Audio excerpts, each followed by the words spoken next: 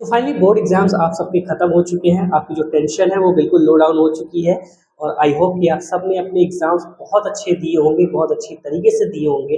तो अपनी परफॉर्मेंस के लिए एक बार तालियां बजा दीजिए।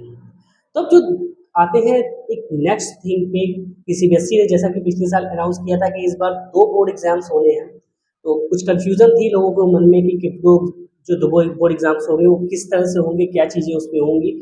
इन सब चीज़ों के बारे में आज की इस वीडियो में बात करने वाले हैं, क्योंकि सीबीएसई ने अभी कल ही इस चीज़ की अनाउंसमेंट की है। सेकंड बोर्ड एग्जाम्स किस तरह से होंगे, उसके क्या एलिजिबिलिटी क्राइटेरिया है, इन सब के बारे में हम इस वीडियो में बात करने वाले हैं। तो बने रहिए वीडियो के अंत तक। तो कल शाम को सभी स्कूलों को सीबीएसई की तरफ से ये मेल गई है कि उन सभी बच्चों की एलओसी फिलअप करनी जा रही है जो सेकंड बोर्ड एग्जाम देना चाहते हैं।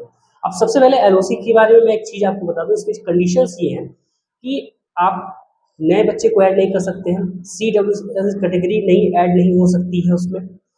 इसके अलावा आपका सब्जेक्ट नया कोई ऐड नहीं हो सकता है, जो सब्जेक्ट है आप सिर्फ उसी के लिए अप्लाई कर सकते हैं। इसमें एक और बात मैं ऐड करना चाहूँगा कि आप इसमें बच्चे की कोई डिटेल चेंज नहीं कर सकते हैं। आप सिर्फ और सिर्फ बच्चे का सब्जेक्ट अप्लाई कर सकते हैं, जो भी डिज़ायरेबल कैंडिडेट्स हैं सेकेंड बोर्ड एग्ज़ाम के लिए।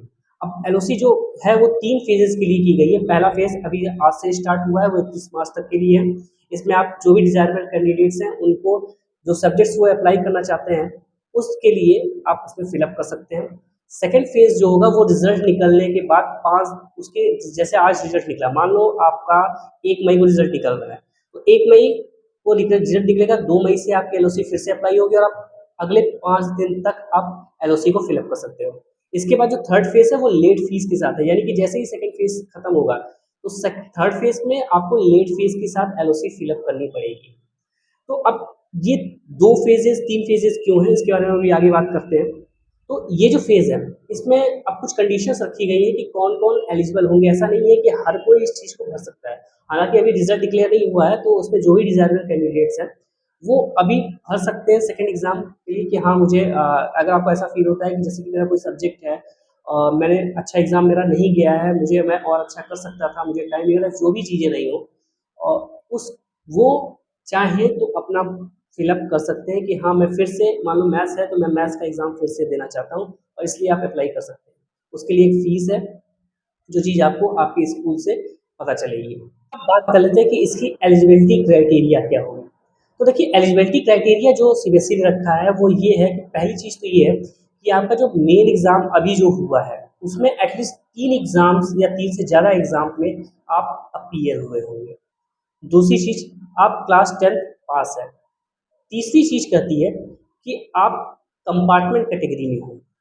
चौथी चीज़ ये बोलती है कि आप क्लास 10 पास हुए हो 6 सब्जेक्ट से रिप्लेस होके मेन सब्जेक्ट में।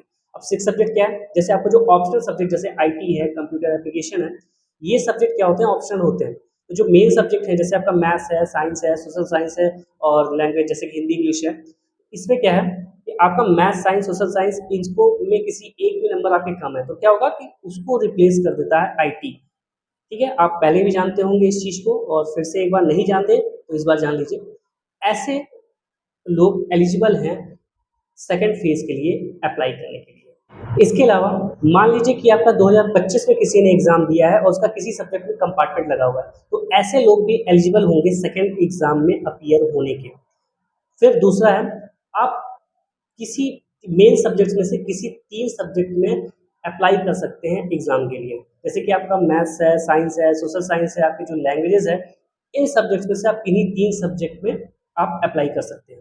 इसके बाद आते हैं वो लोग जिनका पहला या तीसरा कंपार्टमेंट है या फिर जो कंपार्टमेंट और साथ में इम्प्रूवमेंट, जैसे कि मान लो किसी सब्जेक्ट में कंपार्टमेंट लगा हुआ है, इसके अलावा वो चाहते हैं कि कोई एक और सब्जेक्ट है उसमें वो और अच्छे मार्क्स के लिए, इम्प्रूवमेंट के लिए आप अप्लाई कर सकते हैं। फिर वो लोग आते हैं जैसे जो स्पोर्ट्स प्लेयर होते हैं, जैसे कुछ बच्चे ऐसे होते हैं जो स्पोर्ट्स खेलने के लिए जाते हैं, उस वक्त उनका एग्जाम भी होता है स्पोर्ट्स में, तो ऐसे लोग को बोर्ड की तरफ से परमिशन मिलती है कि वो स्पोर्ट्स खेलने जा सकते हैं और उनका जो एग्ज़ाम होता है वो सेकंड फेज़ में वो एग्ज़ाम दे सकते हैं। तो अब ये तो बात हो गई कि कौन-कौन बच्चे एलिजिबल हैं एग्ज़ाम देने के। अब आते हैं उन बच्चों की बात करते हैं जो एग्ज़ाम्स देने के लिए एलिजिबल नहीं हैं।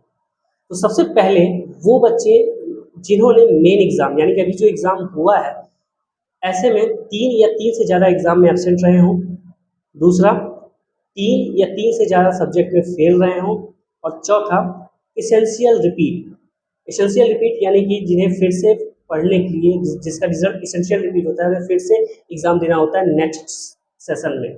जैसे कि मान लो अभी 2026 में जो भी बच्चे एसेंशियल रिपीट लगे वो 2027 में ही एग्ज़ाम देने के एलिजिबल होंगे, उससे पहले यानी कि इस सेकंड फेज़ में वो एलिजिबल नहीं होंगे। तो बाकी एलओसी अभी ओपन है, जो भी लोग अपना सब्जेक्ट चाहते हैं इम्प्रूव करना, तो भाई गोल्डन चांस है, अपने स्कूल से संपर्क करो और अपना नाम दर्ज करा लो फीस के साथ। तो बाकी ये वीडियो कैसी लगी, अच्छी लगी हो तो इसे लाइक करना और इस इंफॉर्मेशन को और भी दोस्तों के साथ शेयर करो ताकि उनका भी भला हो जाए। हाँ, आप अकेले अपना भला क्यों करोगे। तो चलो मिलते हैं नेक्स्ट वीडियो में। Thank you.